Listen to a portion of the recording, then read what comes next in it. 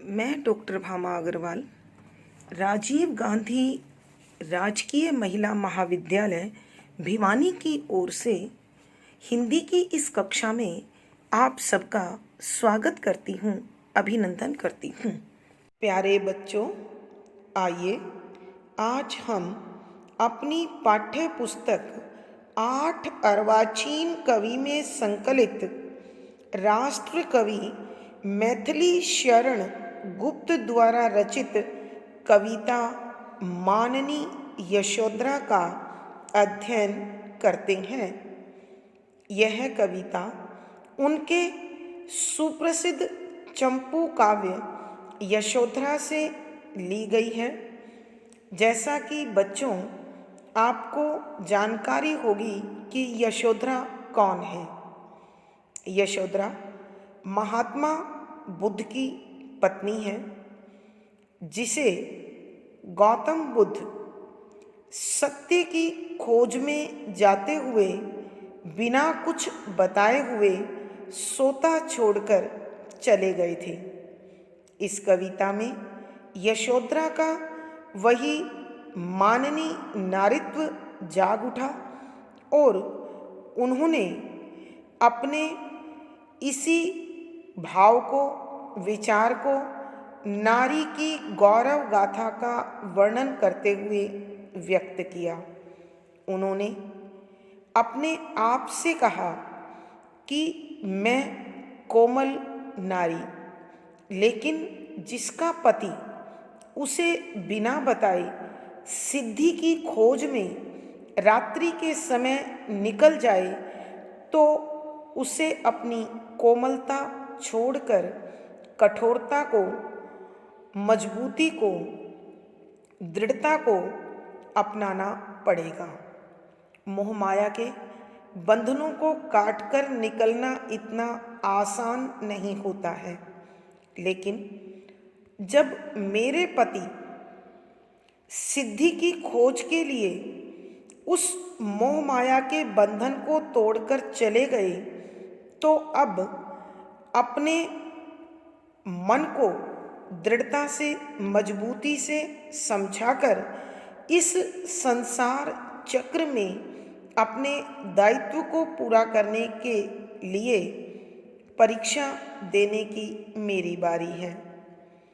उन्हें वो पल याद आता है जब उनके पिता ने, यानी यशोधरा के पिता ने यशोधरा के लिए एक योग्य वर की खोज में स्वयंवर का आयोजन किया और स्वयंवर की जो शर्त रखी थी, संभवतः बच्चों आपको मालूम हो, यशोधरा के पिता के पास एक बिगड़ेल घोड़ा था जिसे कोई भी काबू में नहीं कर पाता था। विवाह के लिए यही शर्त रखी गई कि जो भी वीर पराक्रमी योद्धा इस बिगड़ेल घोड़े को अपने काबू में कर लेगा, उसी के साथ यशोधरा का विवाह कर दिया जाएगा। अनेक वीर, साहसी, पराक्रमी राजा महाराजा इस स्वयंवर में आए और अपनी अपनी पूरी शक्ति लगाकर घोड़े को साधने की कोशिश की, मगर कोई भी कामयाब नहीं हुआ।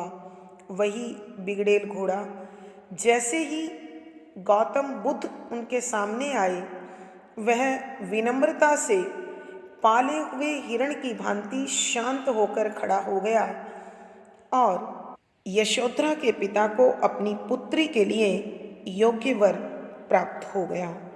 उन्होंने अपने जमाता की, जवाई की भरपूर प्रशंसा की और उन्होंने धूमधाम से उसका विवाह गौतम बुद्ध अर्थात सिद्धार्थ के साथ कर दिया।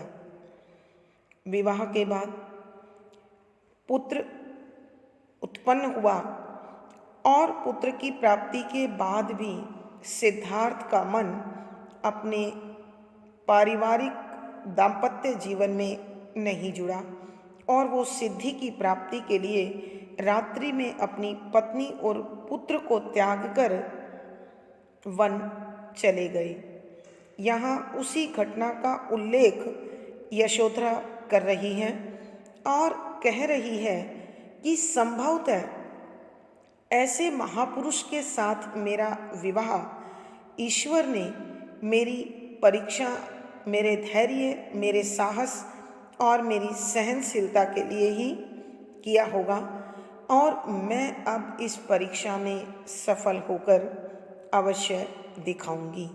उन्होंने यह भी बताया है कि सिद्धार्थ संभवतः मेरे शारीरिक सौंदर्य के बजाय मेरी उस आंतरिक खूबी से ही प्रभावित हुए होंगे जो उन्होंने मुझसे विवाह किया। मैं नारी होकर भी अब उन्हें उनके योग्य बनकर दिखाऊंगी और उनके सिद्धि के मार्ग की बाधा न बनकर सहयोगिनी बनूंगी। यहाँ इस कविता में इसी प्रकार के भावों का उल्लेख कवि मैथिलीशरण गुप्त ने यशोधरा के माध्यम से किया है। आइए प्यारे बच्चों, आज हम माननीय यशोधरा के अंतिम 2 पद संख्या 7 व 8 का अध्ययन आरंभ करते हैं। पद संख्या 7। यशोधरा के भूरि भाग्य पर ईर्ष्या करने वाली, तरस न खाओ कोई उस पर, आओ भोली भाली, तुम्हें न सहना पड़ा दुख यह, मुझे यही सुख आली, वधु वंश की लाज देव ने आन मुझी पर डाली, बस जातीय सहानुभूति ही मुझ पर रहे तुम्हारी, आर्यपुत्र दे चुके परीक्षा, अब है मेरी बारी। प्रसंग। प्रस्तुत पद हमारी हिंदी की पाठ्य पुस्तक 8 अर्वाचीन कवि में संकलित राष्ट्र कवि मैथिलीशरण गुप्त द्वारा रचित माननीय यशोधरा नामक कविता से लिया गया है, उद्धृत है। यह कविता उनके चंपू काव्य यशोधरा का अभिन्न अंग है। संदर्भ। इस पद के माध्यम से कवि ने भारतीय नारी के उच्च आदर्शों को उद्घाटित किया है और साथ ही यशोधरा के माध्यम से कवि बता रहे हैं कि सुसंस्कृत, सदाचारी, सद्व्यवहारी व्यक्ति अपने प्रति ईर्ष्या रखने वाले मनुष्य के प्रति भी हमेशा विनम्र होता है और सुखकामी होता है, आनंद चाहने वाला होता है। यहाँ इन पंक्तियों में यशोधरा अपनी उन सभी सखियों के प्रति सद्भावी है, सद्व्यवहारी है, जिन्होंने उसके विवाह के अवसर पर उसके सौभाग्य को लेकर ईर्ष्या प्रकट की थी, जलन दर्शाई थी। तो एक सदाचारी व्यक्तित्व का दर्शन कराते हुए इन पंक्तियों में यशोधरा कहती है कि व्याख्या। पहले बच्चों शब्दों के अर्थ। यशोधरा सिद्धार्थ की पत्नी। के भूरी माने अत्यधिक, बहुत अधिक, भाग्य सौभाग्य, पर के लिए ईर्ष्या जलन, करने वाली रखने वाली, तरस दया या करुणा, न नहीं, खाओ दर्शाओ, कोई भी, उस पर यशोधरा पर, आओ भोली भाली, कि हे मेरी प्यारी भोली भाली सखियों, तुम्हें तुम सबको न नहीं सहना सहन करना पड़ा दुख, विरह का दर्द, वियोग की पीड़ा का दुख, मुझे यशोधरा को यही कि तुम्हें दुख नहीं मिला, सुख आनंद का विषय, आली हे सखी, वधुवंश बहु समाज की लाज प्रतिष्ठा, देव ईश्वर अथवा भाग्य ने आन लाकर मुझी यशोधरा ने अपने लिए प्रयोग किया है, पर ऊपर डाली डाल दी है। बस केवल जातीय स्त्री सुलभ, नारी सुलभ सहानुभूति संवेदना ही केवल मुझ यशोधरा पर के लिए रहे शेष तुम्हारी तुम सब सखियों की। अब व्याख्या देखें पदों, अब व्याख्या देखें प्यारे बच्चों, क्या कह रही है यशोधरा। यशोधरा के भूरी भाग्य पर ईर्ष्या करने वाली जब सिद्धार्थ यशोधरा और राहुल को सोता हुआ छोड़कर सिद्धि अथवा मुक्ति की इच्छा को लेकर, व्याख्या, यहाँ यशोधरा अपनी उन सब सखियों को संबोधित कर रही है और यह उस समय की घटना है जब सिद्धार्थ सोती हुई यशोधरा और उनके पुत्र राहुल को त्याग कर सिद्धि अथवा मुक्ति की खोज हेतु वन चले गए। तो वियोग में विरह से तड़फती हुई यशोधरा को अपनी उन सब सखियों की याद आई जिन्होंने विवाह के अवसर पर जब सिद्धार्थ ने उसका चयन किया, वरण किया, तो अपने अपने मन के भाव ईर्ष्या के रूप में प्रकट किए थे।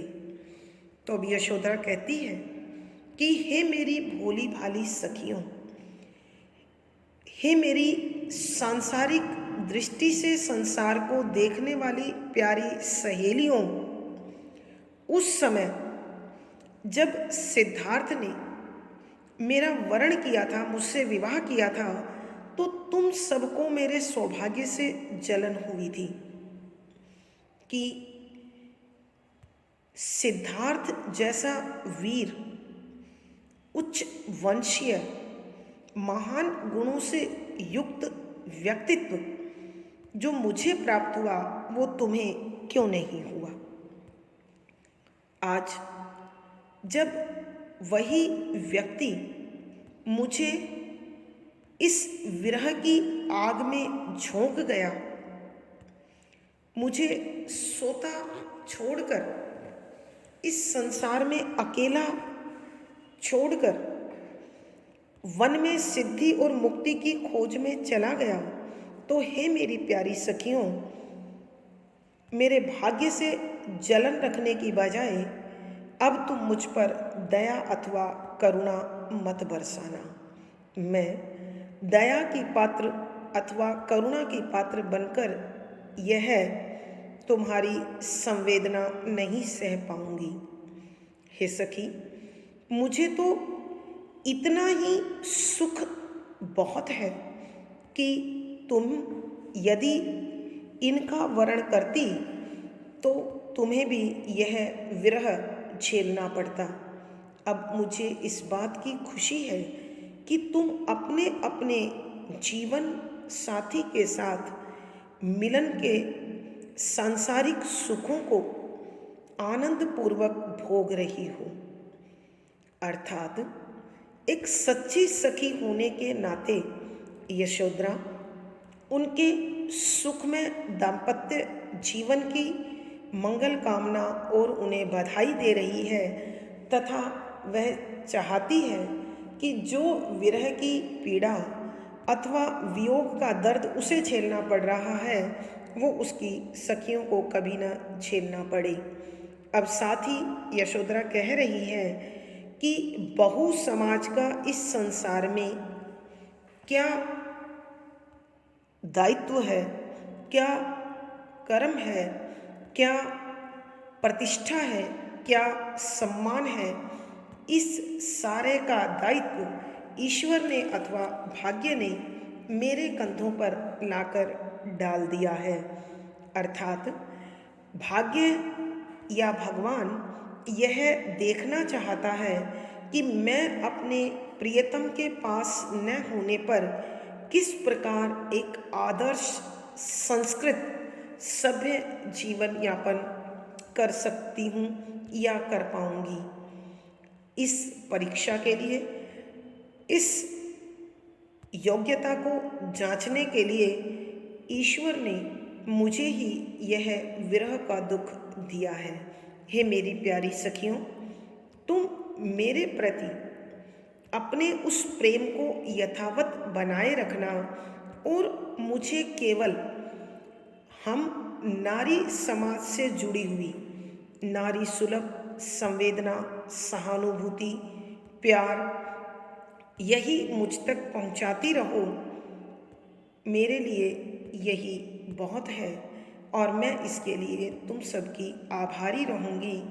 मेरे प्रियतम तो इस सांसारिक मोह माया के बंधनों को छोड़कर अपने उच्च आदर्शों का परिचय देने के लिए वन को चले गए हैं और वो इस मोह माया के बंधनों से ऊपर है। उन्होंने ये सिद्ध कर दिया है। लेकिन अब मैं भी एक आदर्श भारतीय नारी हूँ और अपने पति के लक्ष्य की पूर्णता में सहभागी बनूं, धैर्य बनाए रखूं, सहनशील बनी रहूं और अपने आदर्शों पर हमेशा टिकी रहूंगी। ऐसा करके अपने आप को सिद्ध कर दूंगी, दिखा दूंगी कि मैं भी एक स्वाभिमानी संपूर्ण भारतीय नारी हूँ। कवि के कहने का भावार्थ यह है कि भारतीय जीवन मूल्यों के अनुसार नर और मादा जब दाम्पत्य बंधन में बंधते हैं तो एक का लक्ष्य दूसरे की जिम्मेदारी बन जाता है।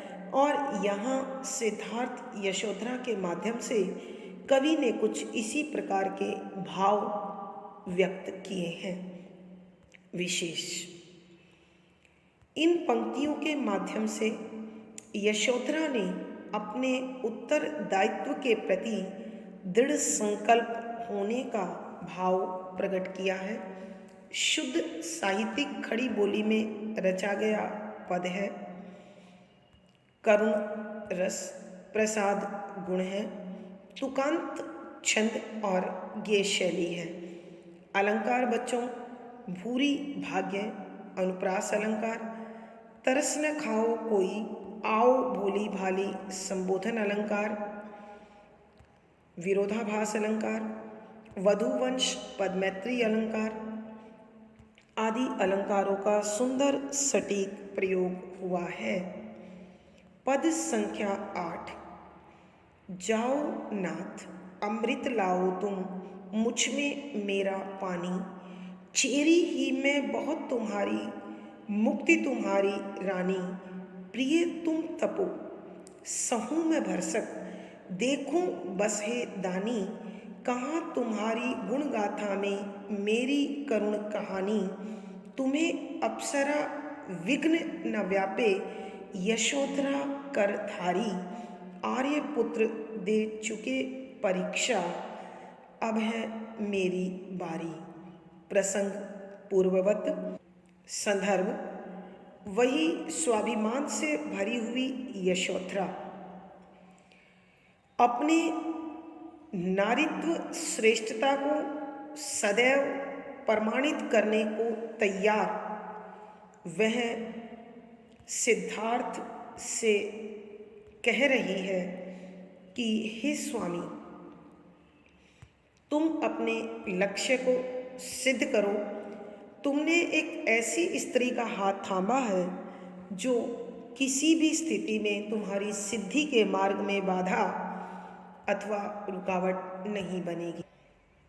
इन्हीं भावों को व्यक्त करती हुई यशोधरा कहती है कि व्याख्या। पहले शब्दों के अर्थ। जाओ हे जाने वाले चले जाइए। नाथ स्वामी, अमृत मुक्ति के लिए सत्य, लाओ खोज कर लाओ तुम, मुझ में, मेरे नारीत्व में मेरा मेरा पानी स्वाभिमान है, प्रतिष्ठा है, सम्मान है। चेरी दासी ही केवल मैं बहुत काफ़ी है मेरे परिचय के लिए तुम्हारी, कि मैं तुम्हारी दासी हूँ, तुम्हारी जीवन संगिनी हूँ, तुम्हारी पत्नी हूँ। मुक्ति मोक्ष तुम्हारी तुम्हारी रानी प्रिय वस्तु हो बेशक। प्रिय हे प्यारे पतिदेव, तुम तपो तपस्या करो, सहूँ सह लूँगी मैं भरसक पूरी कोशिश करके तुम्हारे विरह के दुख को देखूं, देखती रहूं, ध्यान रखूं, बस केवल हे दानी, हे दान देने वाले, कि विरह की पीड़ा का दान देने वाले, कहाँ किस स्थान पर तुम्हारी गुण गाथा में मेरी करुण कहानी, कि कब कब जब जब तुम्हारे गुणों का वर्णन होगा तो उस समय मेरे प्रति कितनी करुणा की भाव होगी, कितना त्याग का गीत गाया जाएगा। अब मुझे यही देखना है। तुमने मेरा हाथ थामा है और मैंने तुम्हारा हाथ थामा है। मेरी ईश्वर से कामना है कि कोई भी अप्सरा इस सिद्धि के मार्ग की बाधा न बने। अप्सरा अत्यंत सुंदर स्त्री, विघ्न रुकावट न नहीं व्यापे, कष्ट पहुँचाए, यशोधरा यशोधरा का करधारी हाथ पकड़ने वाले। आर्यपुत्र सिद्धार्थ, परीक्षा सिद्ध कर देना बारी जिम्मेदारी। अब व्याख्या देखें बच्चों। यशोधरा सिद्धार्थ को संबोधित करते हुए कहती है, जाओ स्वामी, कि हे स्वामी, हे पतिदेव, हे प्राण प्रिय, अब तुम वन को जाओ, वन में रहो, अमृत लाओ तुम, कि तुम मुक्ति प्राप्ति के लिए जिस अमृत की खोज में निकले हो, जिस सत्य को ढूंढ कर लाना चाहते हो, तुम उसे ढूंढ कर ले आओ। मेरी सद्भावना, मेरी प्रार्थना ईश्वर से यही है कि तुम्हें सफलता मिले। मुझ में मेरा पानी, मुझ में मेरा नारीत्व, मेरा सम्मान, मेरी प्रतिष्ठा और मेरा स्वाभिमान हमेशा कायम रहेगा, इसका मैं तुम्हें विश्वास दिलाती हूँ। चेरी ही मैं बहुत तुम्हारी, कि संसार में मैं तुम्हारी कभी जीवन संगनी बनी थी। आज मैं तुम्हारी सेविका हूँ, तुम्हारी दासी हूँ। मैं इस सम्मान को पाकर ही काफ़ी प्रसन्न हूँ। मैं तुमसे प्रेम की भीख कभी नहीं मांगूंगी, तुमसे प्रणय का आवेदन या निवेदन कभी नहीं करूँगी। तुम मुक्ति को ही अपनी रानी बनाकर रखो, अर्थात तुम इस मोक्ष के साथ अपने जीवन को जैसे चाहो वैसे जियो। हे प्रियतम, तुम इस मुक्ति की प्राप्ति के लिए जितनी तपस्या करना चाहते हो करो। मैं इस वियोग की, विरह की पीड़ा को अपने अंतिम सांस तक, अपनी अंतिम शक्ति तक पूरे प्रयास के साथ सहने के लिए तैयार हूँ। हे मुझे विरह का दान देने वाले मेरे प्रिय, मुझे अब केवल यही देखना है कि जब जब तुम्हारी गौरव गाथा का गान किया जाएगा तो उस समय मेरी करुणा की इस कथा को कितना मान मिलेगा, कितना सम्मान मिलेगा और कितना स्थान मिलेगा। मुझे इसकी भी कोई लालसा हो ऐसा नहीं है। मेरी तो यही प्रार्थना है, यही सद्कामना है, यही अंतःकरण की इच्छा है कि तुम्हारी इस तपस्या की कामना में, इस तपस्या के मार्ग में कोई भी अप्सरा विघ्न ना डाल पाए, वो तुम्हें तपस्या से ना अलग कर पाए। मैं यही प्रार्थना हमेशा करती रहूँगी। करोगे तुम भी ध्यान रखना कि तुमने यशोधरा का वरण किया था, उससे विवाह किया था।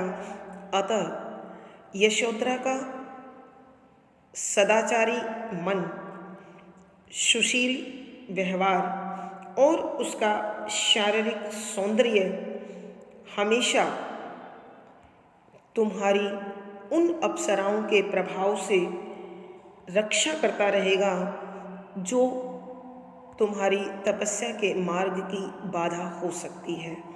अर्थात मेरा नारीत्व, मेरा भारतीय आदर्श नारी के संस्कार सदैव तुम्हारे लिए सद्कामना, सद्प्रेरणा, प्रार्थना, शुभकामना करते रहेंगे।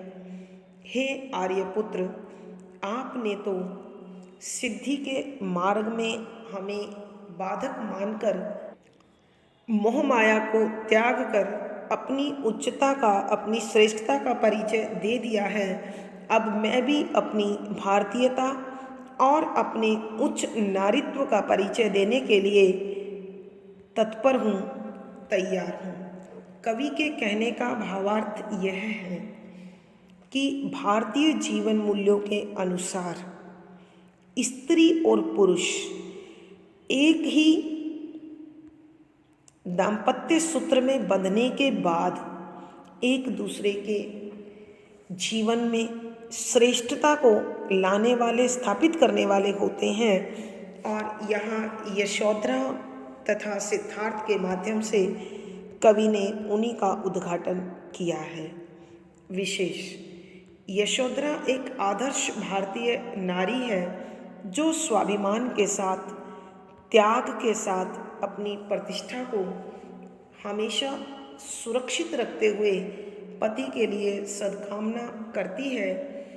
यहाँ ऐसा उद्घाटन हुआ है। शुद्ध साहित्यिक खड़ी बोली का प्रयोग है। शांत अथवा करुण रस प्रसाद गुण है। अभिधा शब्द शक्ति है। तुकांत छंद गेय शैली है। इन पदों में जाओ नाथ संबोधन, मुझ में मेरा अनुप्रास, कहा प्रश्न, चेरी, रूपक आदि अलंकारों का सुंदर सटीक प्रयोग हुआ है। आज की इस कक्षा में प्यारे बच्चों इतना ही। आशा है आपको सारा विषय अच्छी प्रकार से समझ में आ गया होगा। आज यह कविता यहाँ संपन्न अथवा पूरी होती है।